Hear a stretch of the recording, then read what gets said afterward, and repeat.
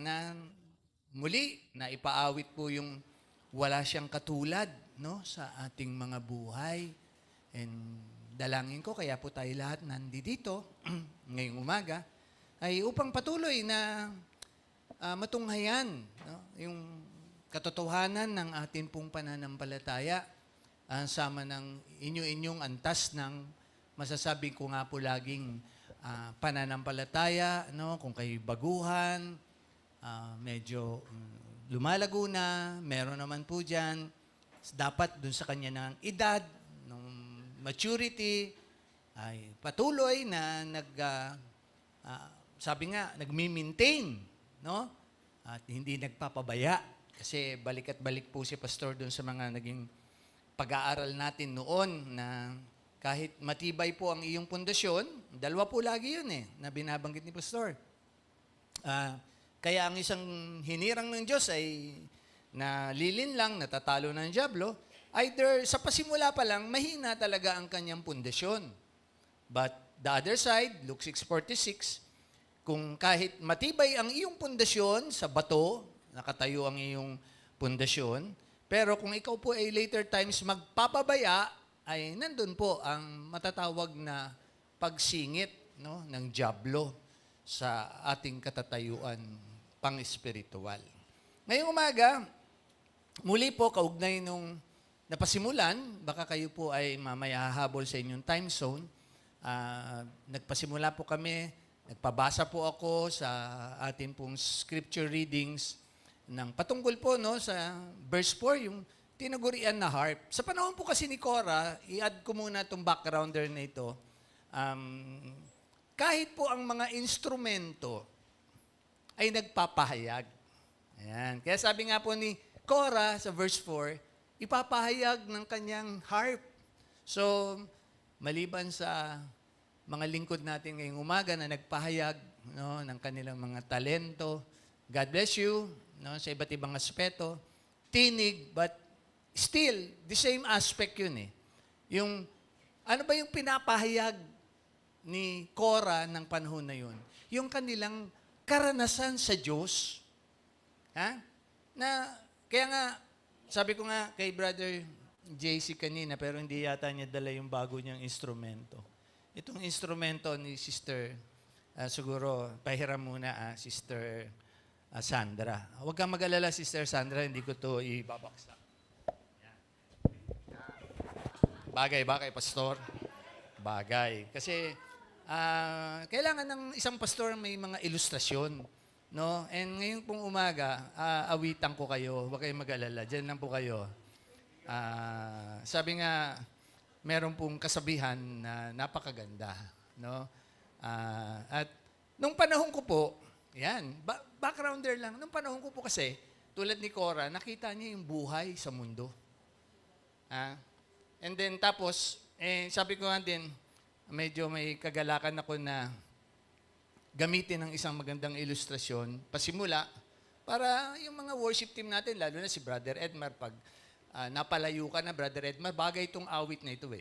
Pero siguro awitin ko na lang to sa puso ko, kasi sabi dito, kung naalala niyo ito pong awit na ito, pero let me just use this . Kasi ito principle ito ng ilustrasyon ko mamaya. I'm not using this to encourage you to do this. Kasi hindi naman ako rakista . Jazzer ako dati, jazzer. Pero kahit siya nagpauso sa isang magandang brand ng local, no? Hindi ko siya iniidolo noon. Maganda lang ang kanyang ipinahayag. Una, ng kanyang talento. Hindi siya Christian, Pangalawa, ng kanyang produkto. Siguro, na anuhan nyo na ang aking binabanggit, although puro imported na yung mga gamit natin. Siya nagpasikat nung isang brand locally, no? At ang isang awit na pinasikat niya, kasama nung awit na yun, nung gitara na yun, yung inawit niya yun, sinasabi ko sa'yo, di ba? Parang ganun. Nakikilala nyo na siya, kung sino siya.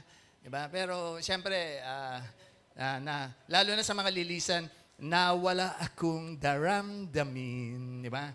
Kung ikaw ay lumayo, Brother Edmar, sakasakali. And sabi nga din dito na, di ba, kung ikaw ay lumayo at hindi mo na ako mahalin, yung mga aalis pa dito, sakali, no, sakali. And sa paghulog ng luha, ang ganda eh. Ang ganda ng song na yun eh. Ako ngayon ang may dusa. Okay ba? Okay ba? Ilustos ni Pastor. Balik na ako sa gilito. Halika na, siha. Tama na yan, tama na yan. Ano kaya yung purpose ni Pastor? Bakit ko ginamit yung illustration na yun? Well, this morning, alam nyo, sa pananaw ng pangmundo, yan, ha? Ito si Pastor. Ito yung gagamitin kong idea ngayong umaga. Alam nyo, March, hindi natin alam, although, Brother Edmar nga, siyempre, siyempre, ayoko maging bias doon sa iba. Sabihin nila, Pastor, bakit yung dalawa ninyong malalapit sa inyo, pinapayagan nyo mag-abroad? May usapan po kami. Ang dinidiscourage namin dito, yung mga mag-a-abroad, na mga sa Saudi lang kayo, iiwanan nyo pamilya nyo, mag-London lang kayo, iiwanan nyo pamilya nyo. Hindi po yun. Sila po naturingan, andun yung career nila.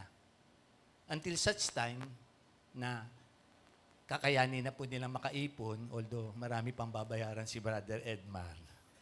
Kaya kahit si Sister Joyce, pinapaalis na po siya kagad. Sabi nga, dahil sa mga bayarin, iba po yung kalalagayan nun. No?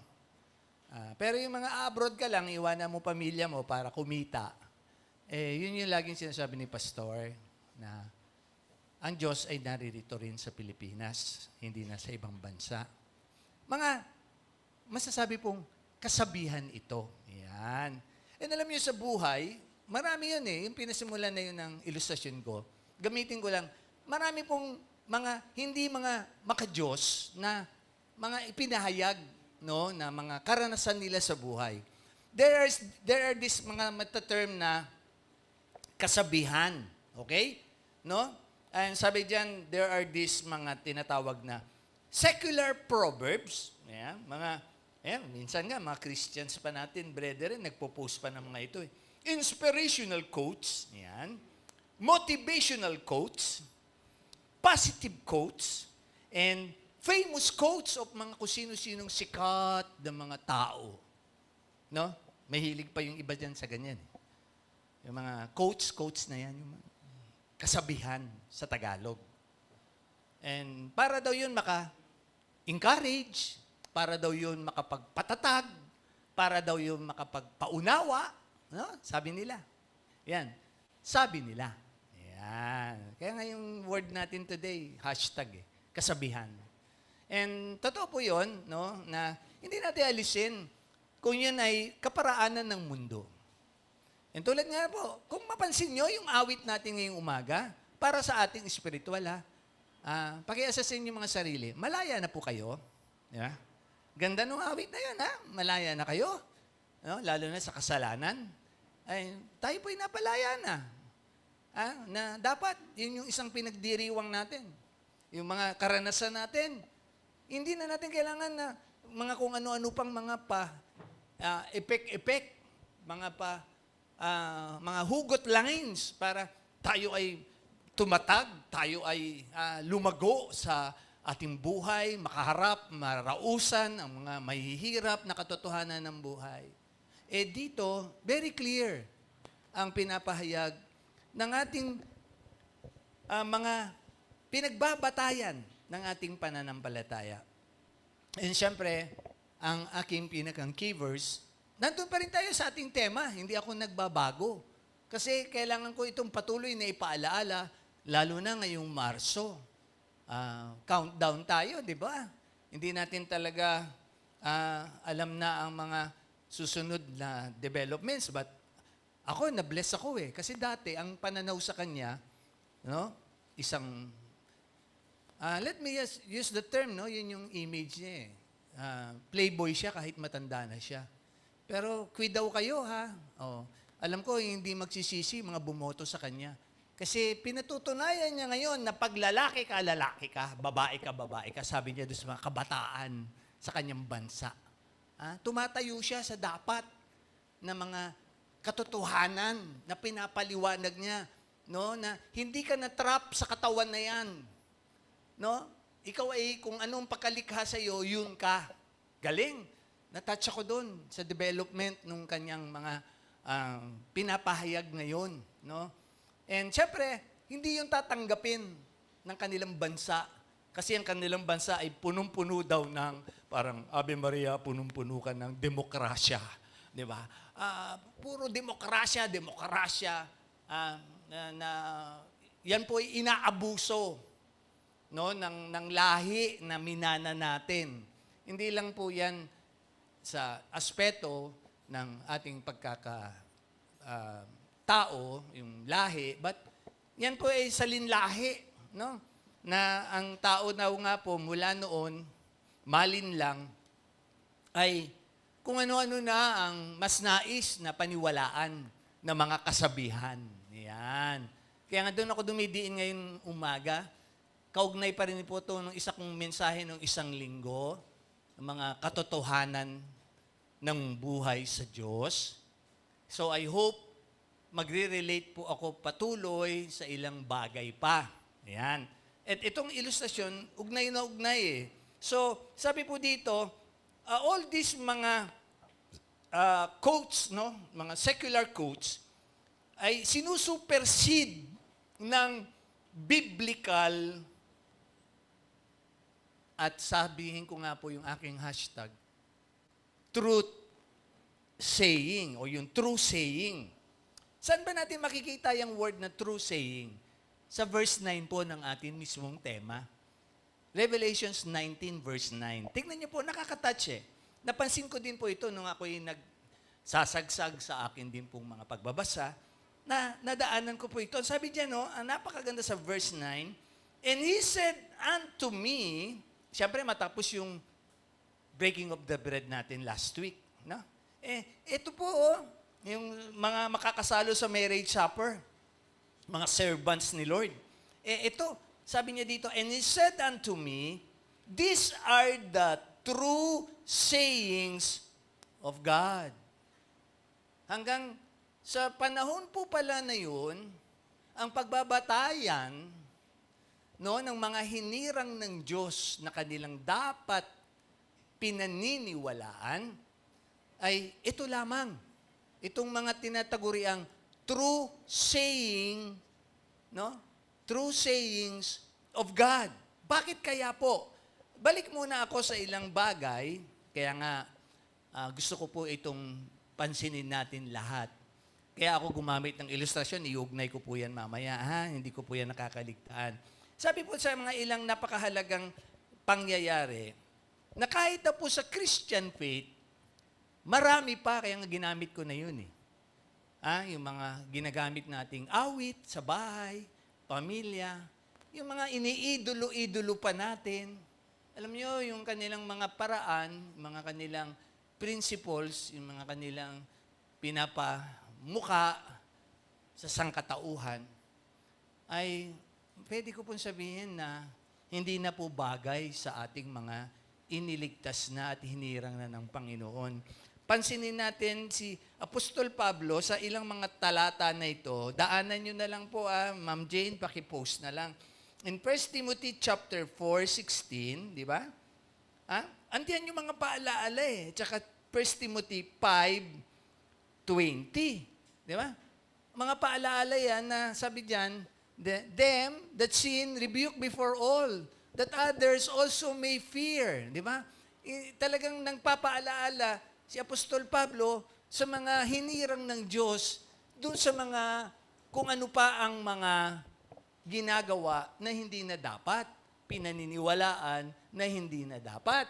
No? Kaya nga, yan yung isang paalaala niya, and talon tayo doon sa isa pa, Brother Asi, salamat na naikukuwing niyo ako.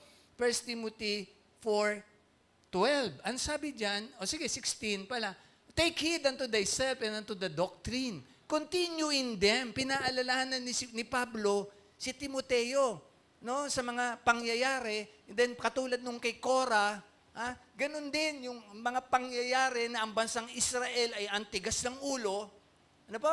And ito, pinapaalalahanan din niya ang iglesia, sinasabihan niya na continue in them, for in doing this, thou shalt both save thyself and them that hear thee. Yung nakakapakinig sa iyo, kahit batang-bata siya.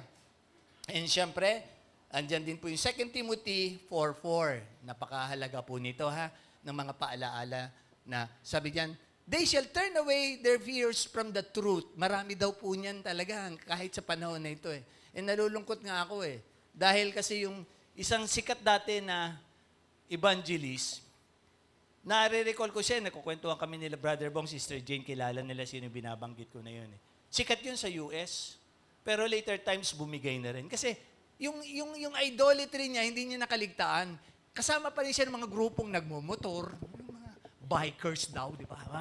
Ganun. Mahilig din siya tumugtog. No? Pero hindi na para sa Diyos eh. And then, ito later times, bumigay na rin siya. Sumama na siya sa mga grupong, yan, nag-turn away na. Nag-turn away na. Their ears from the truth. Pero marami pa rin silang followers. Marami pa rin sa US, no? Hindi ko lang siya pwedeng banggitin. And shall be turned unto fables. Mga, sabi nga dyan, mga katuruan, kasabihan. And kaya sabi niya kay Timothy, ang liwanag, no? Pahabol, sa 2 Timothy 3:14-16, ang liwanag. But continue thou in the things which thou hast learned. Ayan yung pag-maintain. And has been assured of, tiniyak na tayo ng Diyos sa mga katotohanan na ito ng buhay. And knowing of whom thou hast learned them, sige tuloy lang po natin, and that from a child thou hast known the Holy Scriptures. Sige, paumanhin na. Baka sabihin niyo, Pastor, yan kasi si Timothy, bata pa lumaki na kay Lord bakit ba si Eunice? Ate? So, hindi yun hindi yun basihan. Ito yung pag-maintain ng katatayuan natin, which are able to make thee wise unto salvation through faith which is in Christ Jesus. Kaya nga, may kapahayagan sa Bible na ang nauuna, nahuhuli.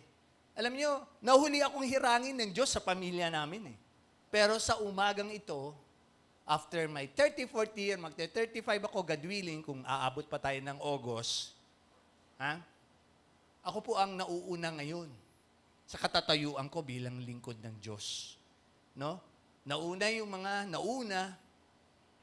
kalungkutan ko dahil hindi Volkswagen yung sinakyan nila Ako sinakyan ko Volkswagen lang Diba? Hindi ako Ferrari, hindi ako mabilis. Nandito ako sa doktrina lamang. No? Hindi ako mapapaniwala ng kung ano-anong mga bagong uso na mga doktrina, ang daming sumikat nun na mga holy laughter, shalalalala, kung ano-anong mga nauso mga G8, etc., programa. Hindi ako napaniwala nun. Ito sapat na po ito, sapat na kung nagbabasa lang po tayo. Sapat na po. And this morning, maybe, baka si Pastor, pansinin ninyo kasi mamaya, ito yon. Ayoko naman pong gawing excuse yun Kaya nga, tinignan ko yung statistics ko nakaka-bless naman. Tuwan-tuwa ako doon hindi ako nainggit. Natutuwa ako. Kasi yung isa nating brethren, 118 yung kanyang viewing. Hindi ko lang alam kung, sabi nga naman nila, pwede daw ulit-ulitin yung panoodin para dumami. No, yung views mo. Pero hindi naman para dayain mo yun. Di ba? Nakaka-touch. Masaya ako doon. Pero ako, tinignan ko sinorvey ko yung mga mensahe ko, mukhang ayaw mga makinig sa akin. Bakit kaya? Ito yung illustration ko ngayong umaga. Well, sabi dito, pahabol, no? Yan nga. Ayan, kompleto na yan. It's reputable for doctrine, for reproof, for correction, for instruction. Ayan po ang dapat na nating pagbatayan. Kaya nga minsan, Pastor, bakit kayo nagpo-post kayo ng mga breaker? Ito nga yun, ito yung eksenang tinuturo ko ngayong umaga. Yung bagay na yun, inuugnay ko ngayon sa pang-spiritual. Di ba pag gumamit ako ng posting ko, tapos dinadagdagan ko ng pang-spiritual. Kasi ito ang paniniwala ng mundo, dinadagdagan ko po ng pang-spiritual. Kasi bakit po? Ito yung idea na aking nais iparating sa inyo. Matapos ang mga reminder na ito, tignan po natin ang mga ilan na mga matatawag nating pillars of faith. But from the Old Testament, nababanggit na po ang word na ito. Unang matalino na gumamit ng tinaguriang dark sayings. Yan. Sabi po dun sa dark sayings, present ko muna, ano ba meaning na dark sayings, Pastor? Kasi sa verse 4 kanina, na pinabasa nyo sa amin, Pastor, Psalms 49:4, hindi riddle yun. Dark sayings yun sa King James Version. Ha? Pero ano ba ang meaning ng dark sayings o riddle? Yan, ito po yung meaning niyan. So, dadagdagan natin ang ating mga kaalaman. Sabi dito, are a figure of speech that refers to a statement that requires complete, requires careful interpretation, and sabi nga dyan, may speaking about, about a truth that are of, masasabi natin, immediately obvious. Di ba? Pag nagbibiruan tayo, typically, hindi naman natin dinidiretso eh. And nakita ko yan sa paraan ng Panginoong Jesus. Pag siya'y nagtuturo, hindi niya dinidiretso. Minsan nga, ginagamitan muna niya ng, pag tinanong siya, binabalikan niya ng katanungan. At yan yung mga ilang kwento na totoo. No? Nung kausapin niya, si Nicodemus, isang matalino, di ba? Hindi ma-comprehend ni Nicodemus yung dark saying ni Lord eh. Sabi niya, paano ulit may papanganak sa John 3:3? No? Ako ba ipapasok ulit sa sinapupunan ng aking ina? Hindi. Inulitan siya ng Panginoon ng pagpapaliwanag. Di ba? Born of the Spirit and of the flesh. Ang liwanag po. Yung idea na yun, there are times sa ating Christians, I hope, dumating na tayo sa panahon na mas nandun na tayo sa mga kasabihan ng Diyos. Hindi na kasabihan ng tao. Hindi na kasabihan ng mundo. Kasi even here, may mga ilang bagay na sinasabi doon yung mga superstitious beliefs, no? Mga tinataguriang old wives' tales, no? Paalala ni Pablo kay Timoteo. Huwag na yung paniwalaan, di ba? Kasi kaya nga nung lamay, I hope na sila mamian, nung Saturday last week, andun kami, Monday night, last night, and andun yung idea na medyo, syempre, iba-iba ang usapan naririnig ko eh. And sabi doon, may kasabihan, huwag kang maghahatid sa bisita. Diba? May mga ganun, kung ano-anong mga kasabihan doon sa probinsya. Ganun, mga ganun nilang kasabihan. No? Although, kultura yun ng Pilipino. And yung mga bagay na yun, wala pong saysay yun. Dapat, ang kaibahan nga po natin, yun nga nakakalungkot minsan Tayong nasa Panginoon na, kaya nga lagi namin ini-echo yan ng mga pastor, hanggang pagpapaalala lang po kami, hanggang paghikayat, pero hindi po namin kayo mapipilit. No? Liban lang, sigun lang, ayan, ang isang iglesia may pinapatupad din po mga katotohanan ng pamamalakad ng iglesia. Kaya nga may council, nagtataka nga ako sa iba, wala daw council dapat. Kaya nga may matatanda, no, na dapat nag-aalaga, nag-shepherd, no? Nakakalungkot. Pag ganun na, sino mas papaniwalaan ko? Alam niyo bakit? Hindi na natin pagtataka. Itong mga dark sayings na ito, mamaya tatalon ako, babalik ako doon, sa Panginoong Hesukristo, nang kausap nga niya, si Nicodemus, hindi siya maintindihan. Lalo na si Pilato, balikan ko yung, di ba, what is truth na mininsahe ko nung 2 Sundays ago. Hindi maunawaan ni Pilato kasi hindi naman siya Christian Si Nicodemus, although follower siya ni Lord, hindi pa ganun niya makomprehend Kaya minsan, intindido natin yun eh. Kaya nga laging binabanggit ni pastor yun eh. Per level of faith. Pero alam nyo, ang dapat pa rin masunod, yung katotohanan ng salita ng Diyos.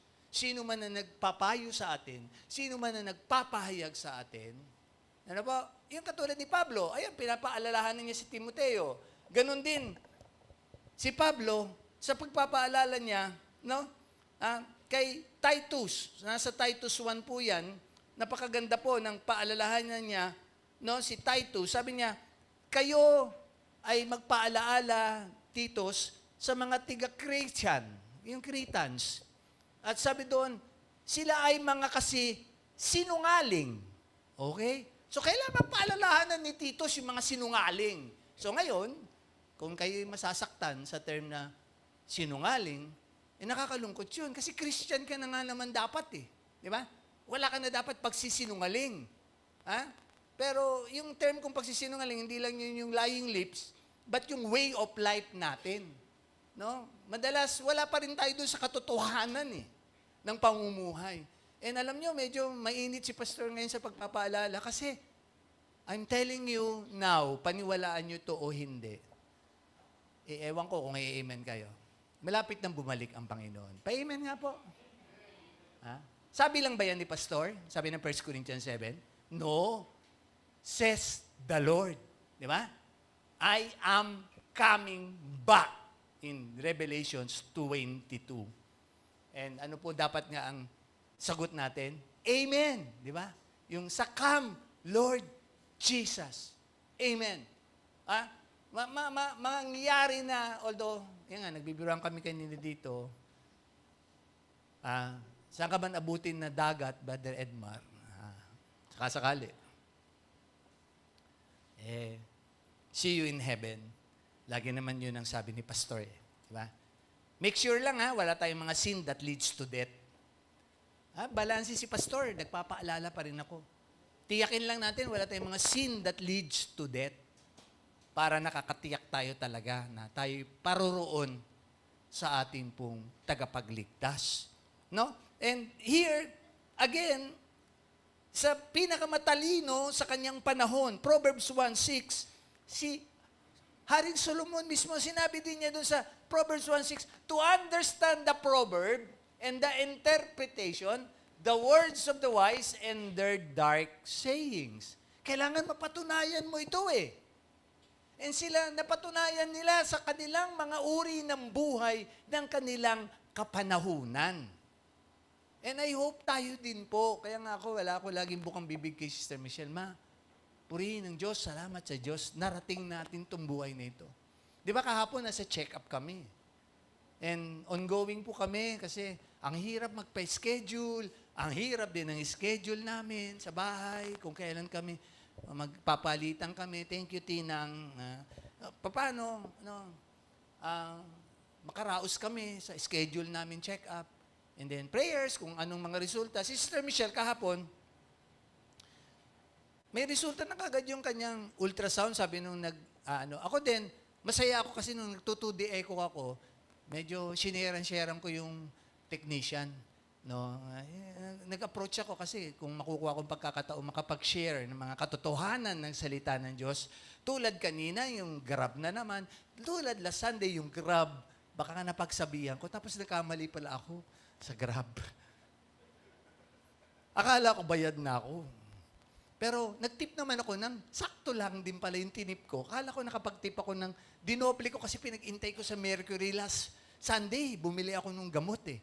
Di ba? Na pinescribe nung vet ko nung Sunday. So, nagpaintay ako. Sabi ko, pakiantay lang po. So, natuwa ako. Binigyan ko siya nung doble nung ko. Akala ko, yung pala, di pa pala ako nakapag-transfer dun sa Grab. Kaya nga, Lord, ang bait nung Grab driver na yun. Kung sakali, pero hindi na para makukontak ako ng Grab driver na yun.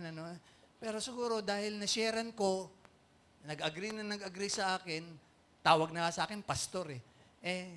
Siguro hindi na ako siningil, no? Hindi na ako hinabol. Pero ready ako, nandiyan yung 33 pesos na kulang kung sakasakali.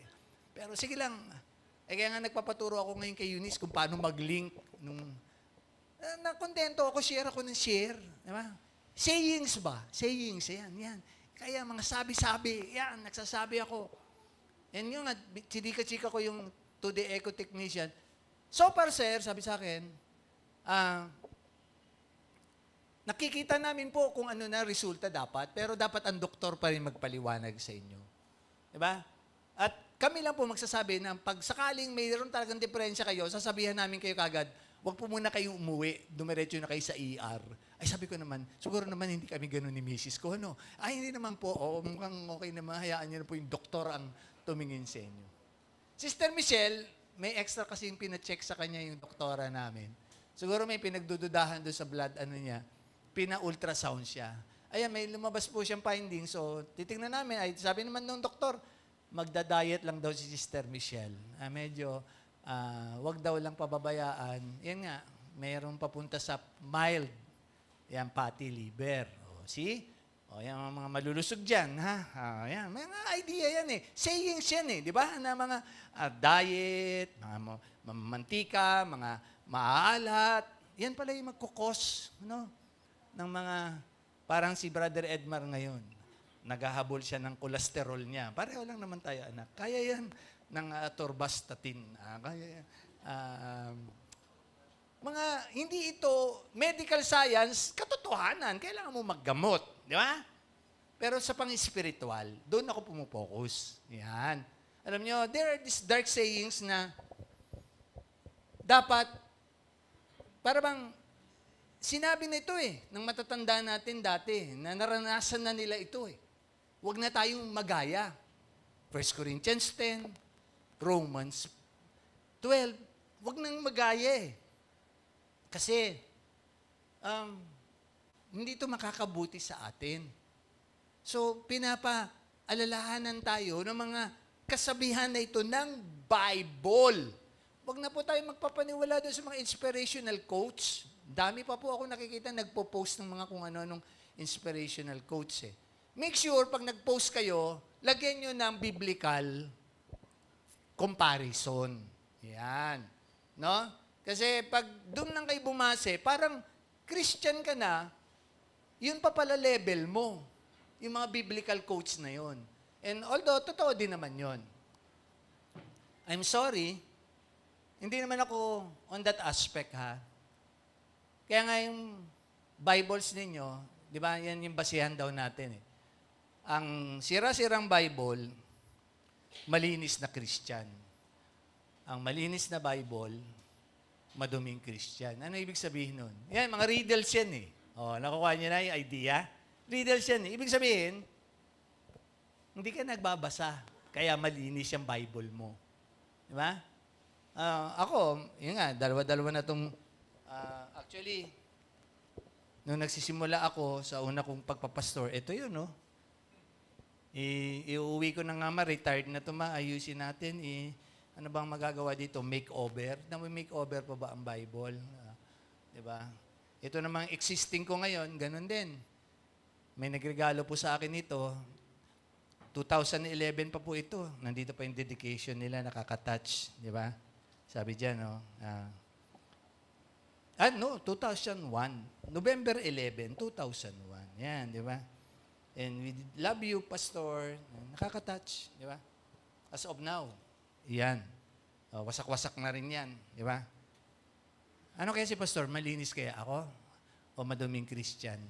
Kasi meron post ng post Kala mo, totoo yung mga pinopost niya Yun naman yun. Huwag naman din ganun. Huwag niyo rin paniwalaan yung ganun, yung post ng kung ano. Tapos akala mo, totoo siya. Nakakalungkot din yun. So, titignan natin yan sa uri ng buhay. Kasi ito yung mga characters na ito yung pinapaalala ng Panginoon. Ito, tingnan nyo po, sabi ng Panginoon, siyempre, maliban kay Solomon, siyempre, hindi ako bias. Tingnan din natin isang karakter na hindi perfect. Si Pedro, di ba? Si Pedro, hindi siya perfect. Pero pinroses siya ng Panginoon. Okay naman yun. Binigyan siya ng panibagong pagkakataon ng Panginoon. Kaya nga sabi ko sa inyo last Sunday, 2 Sundays ago, may purpose si Apostol John. Nung tanungin siya ni Pedro, paano itong kasunod natin, Lord? Anong mangyari sa kanya? Hayaan mo siya, may pagagawa ako dyan eh. Pero ikaw, ito ka muna, sabi ng Panginoon kay Pedro, di ba? Ni-restore siya. Binigyan ng panibagong pagkakataon. Kaya nga, naging pa siya ng council ng Jerusalem, si Pedro. No? And yung mga kasabihan na, nagpapatungkol na lagi sa Panginoon. And even siya, pinatotohanan niya na si Apostol Pablo, di ba? Nandyan yan. Sa mga ilang verses. Anak, sunod yun, na-copy mo ba? Sabi niya dyan, di ba? Very clear. 2 Peter 2:15 to 16. Si Pablo ay may mga hard sayings. No? Which have forsaken the right way, and pinapaalala niya, have gone astray following the way of Balaam, the son of Bosor, who loved the wages of unrighteousness, but was rebuked for his iniquity. Di ba? Andiyan yung mga paalaala na yan. But again, makikita natin yung aspect na yon na binabanggit ko, na kahit si Pablo po, no, on that concept, hahabol ko lang anak, no, yung idea na binabanggit niya, there are these hard sayings of Paul. No? Kung babalikan natin saglit sa Peter, siya po mismo nagsasabi sa 3, balik pa rin po tayo dahil yun po yung gusto kong ipakita. Ito yung mga paalaala niya, etc., etc. And sabi niya dyan sa 16, etc., magkakasama yan sa, tama po, 3:15, sabi niya, and account that the long, 2 Peter 3, and the account that the long suffering of our Lord is salvation, even as our beloved brother Paul, also according to the wisdom and given unto him, had written, sabi nga dyan, unto you. And then, verse 16, ito pala yan anak, 2 Peter 3, and are some things hard to be understood. Ayan. No? Tama? Okay. Malalim na mga kaalaman. Dark sayings. Ayan. Ma'am Joycey, may dark chocolate ba ako dyan mamaya? Ma'am Joycey? Makatotohanan na makakabuti sa iyong katawan ang dark chocolate. Ano, Ma'am Joycey, mamaya, yung aking dark chocolate. But, sabi nga, these are the sayings. Maraming nasasabi, the wise, the sayings of the wise, etc. But, again, balik po ako sa ilang mahalagang bagay. Today, I'm just expounding po si Paul sa kanya rin pong pinaalalahan ng 1 Corinthians 2:16 na lagi, binabanggit ko yun sa inyo.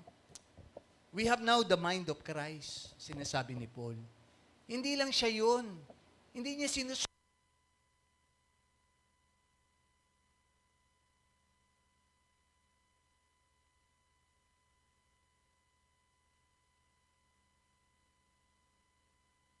ang sabi nga, ang kompleto na eh. Hindi lang siya, para si Pastor, lagi ko kayong hinikayat, itong kaalaman ni Pastor, hindi ko ito na kuha ng isang buwan lang, isang araw lang. It took me years, mga anak, mga kapatid. Di ba? As I have said nga, since tanggapin ko po ang Panginoon ng 1984, November yun. Di ba? 40 years na ako nasa Panginoon. And maliban sa 40 years na akong nasa Panginoon, 34 years po doon ay pastor ako. 6 na taon akong nagpasimula din katulad ninyo sa mga baguhan. Diba? Pero hindi ko binabago lagi yung paalaala ko sa inyo, read the Bible. Not just read, but apply, di po ba? Ang mga katotohanan ng mga sayings ng sinasaad ng Biblia sa tamang konteksto paggamit. Lumang tipan, bagong tipan. Baka naman kasi makulto kayo pag puro lumang tipan ang pinag-aaralan ninyo. Dapat iugnay nyo lagi yan sa bagong tipan. Diba? And, siyempre, andyan po yung tinatawag lagi ni pastor na systematic theology. Hindi po ito alam ng mga pastor-pastoran. Basta banat lang sila ng banat.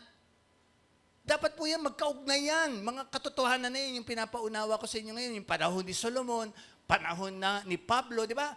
O si Solomon, pinakamatalino sa lumang tipan. Si Pablo, pinakamatalino sa bagong tipan.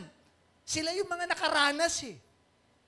O si Apostol Juan naman, nakaranas ng dakilang pag-ibig ng Diyos. Kaya naman, hanggang sa huling hantungan, hindi niya iniwan ng Panginoon. Nandun siya sa pagmamahal niya. Sa Panginoon, naunawaan niya yung talagang love God. Naunawaan niya yun. And here, paalala ni Pablo, you have now the mind of Christ. Maliban sa, naligtas na tayo, meron na tayong Word of God, kompleto na, meron na tayong Holy Spirit na gumagabay, meron na tayong mind of Christ dapat Hindi na tayo pwedeng linlangin ng dyablo. Liban na lang, tayo po talaga ay meron pang lust of the flesh. Yung mga hilig pa, pita ng laman, pita ng mata, no? Yung gusto pa, yung ganito pa, hindi pa makontento sa buhay. Wala, nandun. Nandun. Ang mga magagawa ng dyablo sa ating lahat po. Kahit po sa mga nakakapakinig sa amin ngayon. Wala pong exempted, wala pong bias. Kahit kaming mga tagapangalaga ng Panginoon, prone po kami, sinasabi namin sa inyo yun. Pero purihin ang Diyos na sa mga lingkod ng Panginoon, yan, magkakakitaan po talaga sino yung matatawag na matira matibay. No? Kasi ang klaro yan Even the elect should be deceived. Medyo kalungkutan po yun. Marami po ngayon. Ang issue lang naman po, dapat, bait naman ni Lord Pag humingi ka ng tawad, papatawad po siya, yes, pero may consequence yun. Kailangan tanggapin mo yun. Pag hindi, I'm really sorry. Mahirap po ang buhay nang wala po sa Panginoon. And here, may ilan akong bagay na gustong gamitin lamang po pagkabuuan ng mga katotohanan na ito.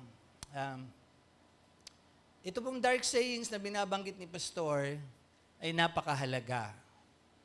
No? Ko-compared natin dun sa mga may itataguring pong mga bagay-bagay.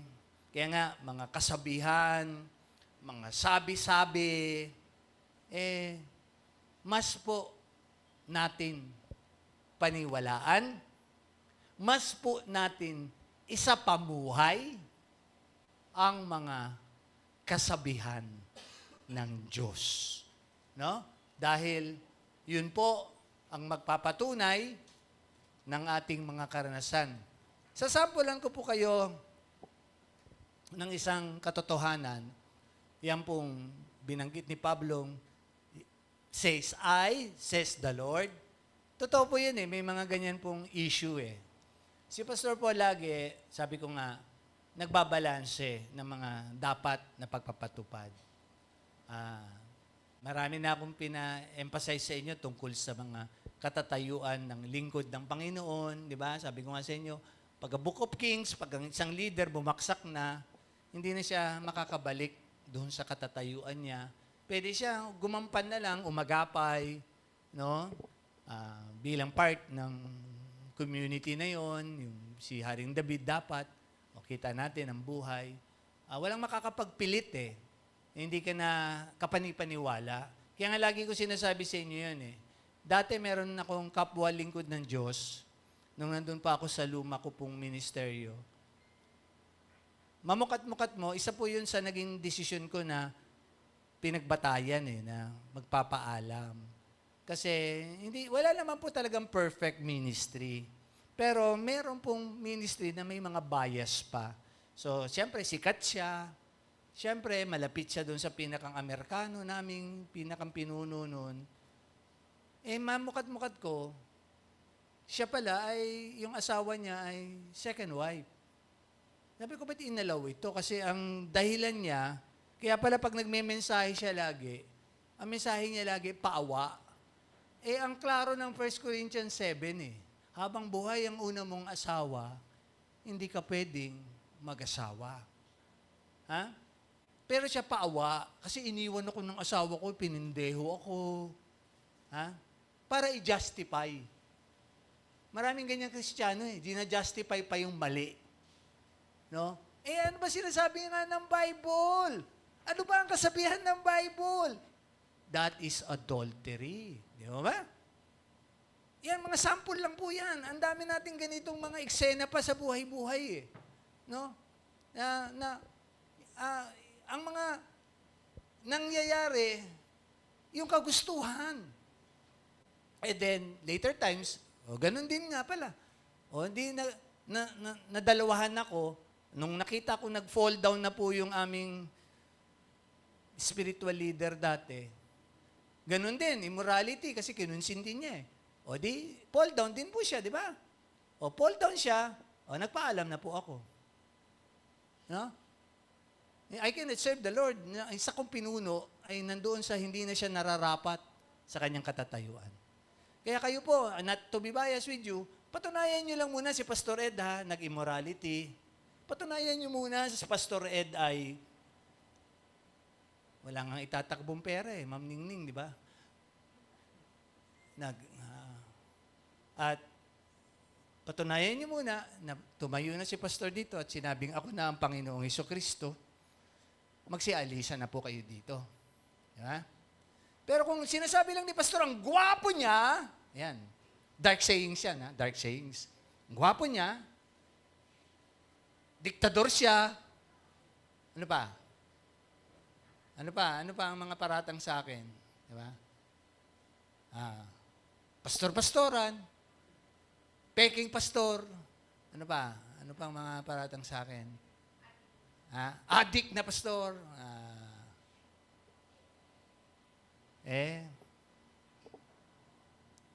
babalik ko lang po sa kanila yung dark sayings. Anong karapatan nyo? Ano ba kayo? Sige nga. Anong karapatan nyo? Ano ba kayo? Para sabihan nyo ako ng ganyan. Di ba? Kahit yung mga dati na nag-rebellion. Rebellion yun. Hindi ko yun para That's rebellion. Lumaban sila sa authority of God. 2 Peter 3. Okay? Klaro yun. That is rebellion. And dami. Ang daming issue sa loob ng gawain ng Panginoon na dapat na pong maisaayos. Ito na po mga dark sayings ang ating gamitin. No? Kaya nga si Pastor, I thank the Lord, hindi dahil dati akong may kaalaman sa ganong investigation, intelligence. Na-assess ko spiritually kung ang kausap ko. So, magpapain ako. Nagpapain ako ng isang katotohanan, titignan ko kung magmamanifest. Ang dami kong karanasan, mga kapatid. Sabi ko nga sa inyo, 34 years na po ako na mensahe ko last Sunday, servant of the Lord.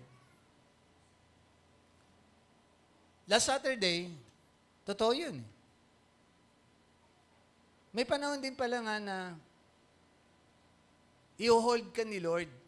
Kasi hindi ko yun para, nasa heart ko yun Ngayon ko nga lang i-mention, after a week. Mayroong napagkamalan si Sister Michelle. Na siya si Sister Mayan kasi magkapareho sila ng buhok. Bigla bang hinawakan si Sister Michelle sa baraso at kalamayin mo ang iyong loob. Napatingin na lang ako kasi sa isip-isip ko, sino to? Akala din si Michelle, makakakilala niya na bumating kamag-anak ni... nung makita niya, mali, nanghingi naman ng tawad. Di ba? Pero ang dark sayings doon, kung titignan mo pa rin, hindi ka para sa aspeto. Nandun si Pastor Rico Kung kahit si Sister Mayan yun, hindi mo para awakan yung, although kamag-anak naman yun, for sure ni Sister Mayan, di ba? Hindi ka para humawak. Siyempre, mga ganong kultura, mga kasabihan ba, no? Lahat yun eh. So, mga biruan namin kanina doon sa likuran, nakakatuwa. Di ba? Bossing. Bossing, bossing. Bossing. Tatawanan kami doon kanina kasi tinatanong sila ni Sister Tessa, sino mga magulang mo? Yung tita nila, magulang nila. Andun lagi sa tita nila. So, yung mga karanasan, mga katotohanan ng buhay, yun yung testimony doon eh. Hindi ako para maging bias, kaya nga sa araw na ito, again, nagpapaalala si Pastor, pangkalahatan, tulad ng mga na-i-post na, I hope, ipopost yan yung word na verse 9, yung true saying, sa Diyos lang po yun. Kaya nga, alam niyo, tayo nandito, hindi din naman ako bias, but I make sure, sabi nga ng Psalms na mga binasa na natin dati, I make sure every word na aking pinapaunawa, sinasabi, na ipapahayag, ay lagi lamang pong nakabase sa salita ng Diyos. No? Wala po yung sapilitan, wala po yung sabi nga, pamimwersa.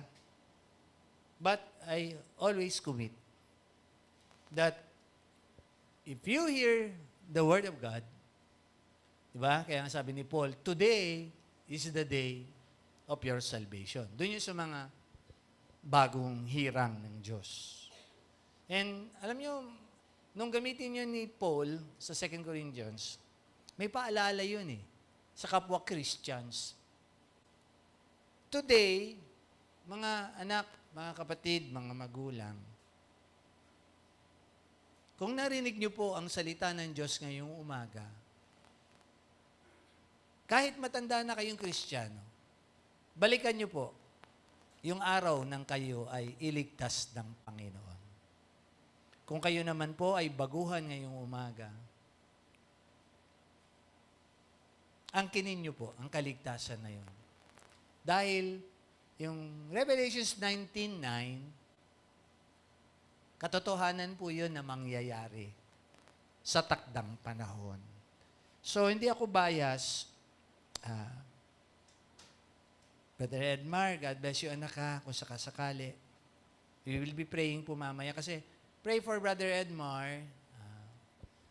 Process na po siya, baka hanggang March 13. Sasakay na po siya ulit. Bigla siyang tinawag. So tayo naman po, expectant tayo na itong month of March, may mga symbolical events mangyayari. But we all know, ano ba ang assurance? Sakasakali, dumating si Lord ngayong Marso. Well, malaya na tayo sa mga katotohanan ng buhay. Hindi na tayo maglalamay. Hindi na tayo pupunta sa ospital. Hindi na kami magpapacheck up ni Sister Michelle. Kasi na-ongoing mga check-up namin. Matatapos na po lahat itong mga pangyayaring ito sa buhay natin. And always, i-maximize ko na po yung pagkakataon. Thank you sa pagiging pamilya ninyo sa Panginoon, sa ministeryong ito. Hindi po natin alam yung timetable niya, mga pinagdaanan natin. Yan. Yung mga ding-ding na yan, yung tuwa ko kanina, yung wala tayong isang ilaw ngayon doon kasi bumigay na. Sabi ng isang kamanggagawa sa akin, kasing edad nyo na yan, pastor, kaya bumigay na. Hindi, kulang pa yan eh. Hindi nga umabot sa edad ko yan eh, di ba? 63 na ako eh. Mula nung 1998, lumipat tayo dito, bawas nyo yun. Malayo pa sa 63 ko, di ba? Pero bumigay na. Yung kabitan ng ilaw po, bumigay na. Si pastor, nandito pa rin. Nakatayo pa rin. Na po? Because of the dark sayings of the Lord. Psalms 119, verse 11 to 14. Ito po yun. I have kept thy word in my heart, that I might not sin against thee. Napakaganda pong panghawakan, no? Yung katotohanan pong yun. Tayo po'y manalangin. Ama namin sa langit, pwede naming ibatay ang mga ibang makamundong mga kasabihan, batayan ng mga awit. Lord, even our church center today is a witness sa pinagdaanan po ng ministeryong ito. We go back sa isang garahe. Nilipat nyo kami dito 1998. Nagsimula kami dito, Lord. Ayun nga po. Salamat naman, Lord, kaysa Manila Paper dati sa lumang lugar namin. Dito, Lord, nakatikim na kami ng projector. Dinaanan namin mga dapat daanan sa lugar na ito. Lord, ang daming pangyayari po sa ministeryo, sa lugar na ito. Ang dami naming mga kasiyahan. Ang dami, Lord, na pagpapagal namin ng mga manggagawa. Marami pong tumayo dito, baguhan. Marami din po ditong ni-restore sa harapan na ito ng imbahay-sambahan. Nakatikim na po kami ng magagandang gamit. Wala pong mga panghihingi. Wala pong mga para-paraan ng tao. Personally, kahit kami ni Sister Michelle, Lord, kung ano yung mga pinatikim nyo na sa amin, nagpapasalamat po kami sa lahat na yon. These are dark sayings, Lord, na pinamamanik ko sa mga kapatiran. Na, Lord, kung ikaw lang ang pangunahin sa buhay namin at mananatili kami lagi sa katotohanan ng iyong salita, wala pong kapahamakan na mararanasan kami. Wala pong mga bagay na kukulangin kami. Wala pong mga paraan na hindi po magiging kanais-nais sa inyo. Lord, and today we are echoing your sayings sa buong mundo. Fulfillment of your worldwide ministry na nais na maiparating namin sa iba't ibang lugar, iba't ibang bahagi, ang katotohanan ng iyong salita. Lord, habang inaantabayanan po namin kayo, pagpalain po ang ministeryong ito. Lord, hindi po sa bilang ng miyembro, tanggap po namin yon. Hindi po sa dami, hindi po sa paramihan. Lord, sa mga nakikinig at nagpapatupad po ng iyong salita. Lord, mula po sa John 4, nandun nga po yung isang magandang pahabol na mga pangyayari as I end up my prayers, Lord. Mismo, ikaw, Panginoong Jesucristo, ang nagpaunawa na hinirang mo ang bansang Israel, pero dahil sa isang Samaritana, pinaunawa mo, Lord, yung sayings na yon. At marami po ang naligtas. Basahin na lang po ng mga kapatid ko sa John chapter 4. And pinaunawa mo that you are a spirit and we will worship you, Lord, someday in spirit and in truth. Andyan po yan, mga katotohanan. And then, tinalun po ang kwento sa chapter 5, the same way nang sabihin mo, dahil ikaw po ay inuusig ng mga naroroon, pinaunawa mo, ikaw ang tunay na anak ng Diyos. And my Father worketh, ikaw po ay kanilang papatayin, ikaw po ay babatuhin. Dahil nga po, again in 33, mismo si Apostol Juan, Apostol Bautista, ay hindi nila pinaniwalaan, no po, yung salita mo tungkol sa pinahayag ni Apostol Juan, ni John the Baptist po. And ugnay-ugnay din po nang sabihin mo na, for you had not believed me, but for if you had believed me, you would have pinaniwalaan nyo si Moses. Ako yung sinasabi ni Moses. Bakit hindi nyo paniwalaan? Ang dami po niyang mga kapahayagan hanggang chapter 6, siya po ang bread of life, pinatunayan niya. Hanggang chapter 7, andiyan dyan po yung mga katotohanan na yun na many therefore of His disciples ay iniwanan ka, Panginoon. And verse 16 ng chapter 6 ay sabi din po dito, ay many therefore of the disciples when they had heard of what He said, this is a hard saying. Bakit nga po kaya, Lord? Lord, nung panahon na yon, wala pa po silang Holy Spirit. Lord, paki-assess po mga puso namin ngayong umaga. Baka hindi pa po namin natatanggap ang iyong banal na Espiritu sa aming buhay. Baka kami po'y traditional lang pong humahawak ng Bible, tumanggap, kunyari, pero Lord, yung talagang bunga ng banal na Espiritu ay hindi po nangyayari sa amin. Kasi very clear, Lord, in John chapter 5, you are the scripture na nagpapatotoo ng aming kaligtasan. So today, Lord,